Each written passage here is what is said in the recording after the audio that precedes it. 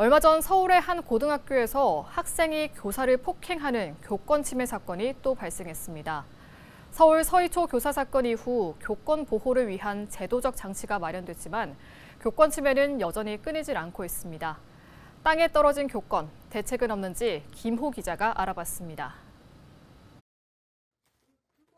서울 양천구의 한 고등학교 수업 시간. 교단 앞에서 선생님과 이야기를 나누던 학생이 갑자기 교탁을 내리칩니다.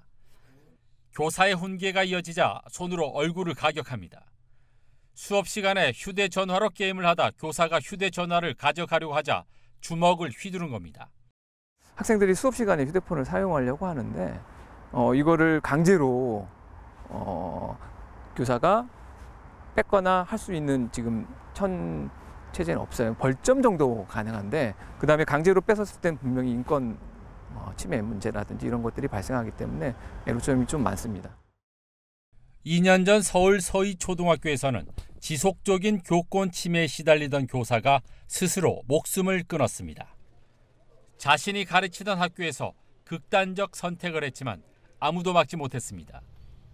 이처럼 최근 교육 현장에서 교권 침해가 끊이지 않고 있지만 뚜렷한 해결책을 찾지 못하고 있습니다. 서희초 사건 이후 교권회복 5법이 국회를 통과하는 등 교권 침해에 대한 안전장치를 마련하고 있지만 현장 체감도는 낮은 상황입니다.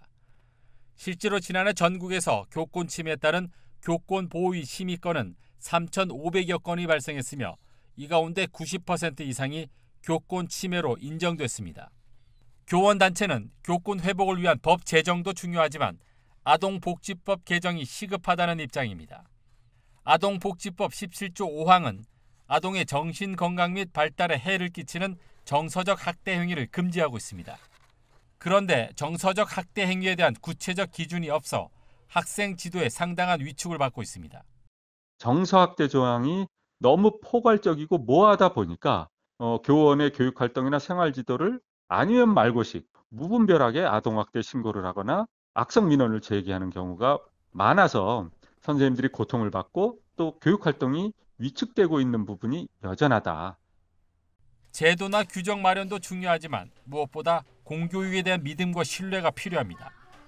교사와 학생, 학부모가 서로 존중하며 신뢰할 때 공교육의 질은 높아질 수밖에 없습니다. 학교라는 공간은 믿음과 신뢰의 공간이어야 된다.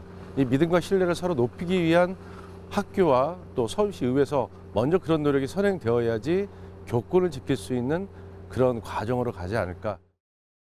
스승의 그림자는 밟지도 말라는 가르침은 이제 옛말이 됐습니다. 땅에 떨어진 교권을 회복할 수 있는 안전장치 마련과 함께 사회적 공감대가 필요한 때입니다.